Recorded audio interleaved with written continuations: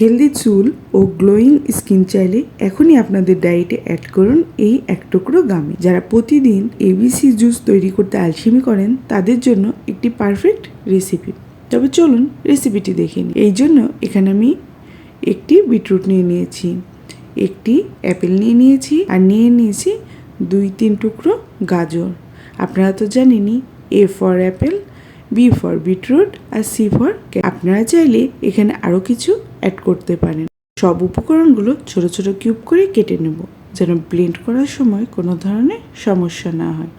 আপনারা এখানে চাইলে হলুদ, আদা সব কিছু অ্যাড করতে পারেন। এই জুসটি আমাদের তৈরি করা প্রতিদিনের জন্য একটু কষ্টসাধ্য হয়ে যায়। এই জন্য এইভাবে গামি তৈরি করে সংরক্ষণ করতে পারবেন 6 থেকে 7 মাস পর্যন্ত, এবং প্রতিদিন ডায়েটে একটি করে এই গামি অ্যাড করতে পারবেন। এই গামিগুলো বড়দের জন্য যেমন স্বাস্থ্যকর, তেমনই ছোটদের জন্য অনেক উপকারী। গুলো কাটা হয়ে গেছে, এখন একটি লেবু কেটে নিচ্ছি। একটি বোলের মধ্যে সব উপকরণগুলো নিয়ে নিলাম।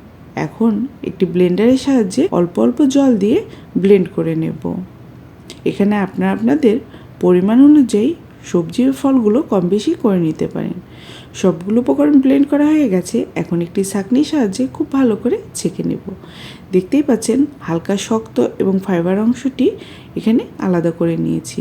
আর এই অংশগুলো ফেলে দেওয়ার কোনো প্রয়োজন নেই, ফ্রিজে রেখে আপনি স্কিনে ব্যবহার করতে পারবেন। এই লিকুইডের মধ্যে এখন ব্যবহার করব আগার আগার পাউডার। আমি এখানে 1 চামচ আগার আগার পাউডার ব্যবহার করছি এবং একটি হুইক্সের সাহায্যে খুব ভালো করে মিশিয়ে নিচ্ছি। আপনাদের এখানে যদি কোনোভাবে মনে হয় যে মিষ্টি অ্যাড করতে চান, তাহলে লাস্টে গিয়ে এখানে মধু অ্যাড করতে পারেন, তবে কোনোভাবে এখানে চিনি অ্যাড করা যাবে না। মিশ্রণটি 5 থেকে 6 মিনিট মিডিয়াম টু লো আঁচে জাল দিয়ে নিব, তাহলে একদম পারফেক্ট গামি তৈরি করার জন্য মিশ্রণ তৈরি হয়ে যাবে। দেখতেই পাচ্ছেন মিশ্রণটি খুব ভালো করে ফুটে উঠেছে।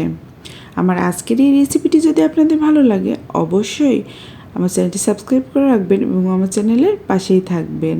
আর এই রেসিপি সম্পর্কে কোনো প্রশ্ন থাকলে আমার কমেন্ট বক্সে জানাবেন, আমি চেষ্টা করব সেই প্রশ্নগুলোর উত্তর দেওয়ার জন্য। আর আমার চ্যানেলে আরও বিভিন্ন ধরনের রেসিপি রয়েছে, আপনারা চাইলে সেগুলো চেক করে আসতে পারেন। গামি তৈরির জন্য মিশ্রণটি একদম পারফেক্টভাবে তৈরি হয়ে গেছে। এই পর্যায়ে 2 চামচ লেবুর রস অ্যাড করে দিলাম। আর লেবুর রস দিয়ে কোনোভাবে এই গামির মিশ্রণটি ফোটানো যাবে না।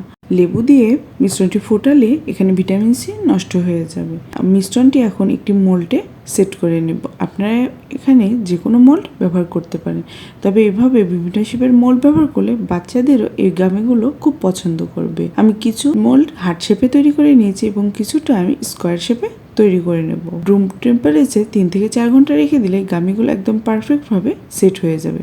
আমার গামিগুলো একদম পারফেক্টভাবে সেট হয়ে গেছে, আশা করি আপনারা দেখেই বুঝতে পারছেন। গ্লোয়িং স্কিন এবং সুস্থ চুলের জন্য এই গামিগুলো খুবই উপকারী। এখন একটু একটু করে গামি আমি মোল্ড আউট করে নেব।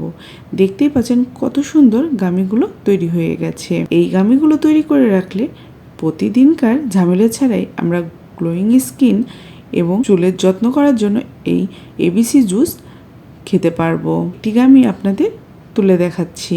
আপনাদের যদি কোনো রেসিপির রেকমেন্ডেশন থাকে, অবশ্যই আমাকে কমেন্ট বক্সে জানাবেন, আমি চেষ্টা করব সেই রেসিপিগুলো আপনাদের তৈরি করে দেখানোর জন্য।